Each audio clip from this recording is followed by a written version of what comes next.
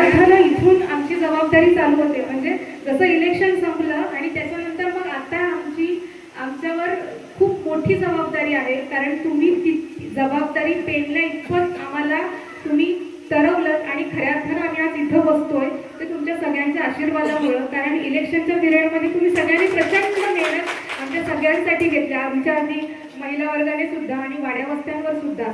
आता जसं दादांनी सांगितलं की वाड्या वस्त्यांवर फिरत असताना अनेक समस्या दिसत असतात. म्हणजे कालच माडपमध्ये मी आल्यानंतर की दादांनी जसं आता आपलं भूमिपूजनाच्या कार्यक्रमामध्ये रस्त्याचं काम प्राधान्य त्यांनी दिलेलं आहे. रस्ता हा फक्त दळणवळण किंवा येण्या जाण्याचं साधन नाहीये. तर या रस्त्यामुळे काय होणार आहे, तर आमची शाळेतली जी मुलं आहेत ती मुख्य रस्त्याला जोडली जाणार आहेत किंवा शाळेपर्यंत त्यांचा प्रवास होणार आहे. इव्हन दो की आमचे जे कामगार वर्ग असतील, आमच्या ज्या महिला आहेत, शेतकरी आहेत, अशा प्रत्येकाला न्याय देणारा रस्ता आहे. खरं तर फक्त दळणवळणाचं साधन नाहीये आणि त्याच्यामुळे विकासगंगा निश्चित आमच्या गावामध्ये पोहोचणार आहे.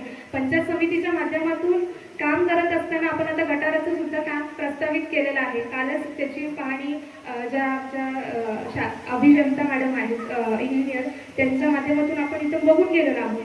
आता आपण काम करत असताना जसं महिलांसाठी सुद्धा, म्हणजे आता आम्ही इथं दोघीजणी महिला आहोत आणि निश्चित महिला म्हणून माझी जबाबदारी कायम असेल की आपल्या ह्या सगळ्या वाड्या वस्त्यांवरच्या महिला पुढे आल्या पाहिजेत, सक्षम झाल्या पाहिजेत. यासाठी नक्कीच प्रयत्न करण्यासाठी वेगवेगळ्या ज्या योजना असतील, मग एकच पालकच्या असतील किंवा वेगवेगळ्या ज्या योजना आहेत त्या योजनांच्या माध्यमातून आपण वाड्या वस्त्यांवर पोहोचणार आहोत.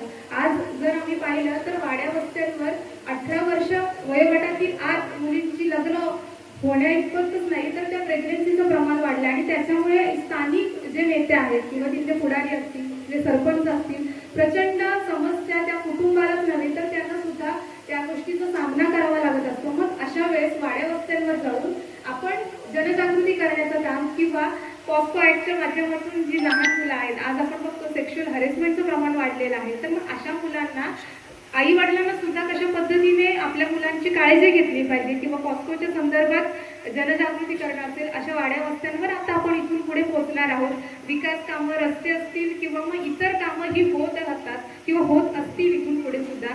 पण मानसिक आणि एकंदरीत आपण त्या महिलांचं किंवा त्या गावातील ग्रामस्थांचं मानसिक सक्षमीकरण करणं किंवा त्यांना विकासाच्या दिशेने नेणं यासाठी कायम आम्ही सगळे कटिबद्ध असू. आणि तुम्ही सगळ्यांनी जी प्रचंड आमच्यासाठी मेहनत घेतली, काळ खूप कमी होता, म्हणजे सगळ्यांना माहिती असेल की बाहेरच्या वॉर्डातून पण बाहेरच्या वॉर्डातून येऊन सुद्धा आम्हाला कामं करायची आहेत किंवा आम्हाला त्या कामांना न्याय द्यायचा. आणि खऱ्या अर्थानं इथला परिसर, इथली माणसं खूप चांगली आहेत आणि त्यांनी खूप जवळचं केलं अगदी कमी कालावधीमध्ये.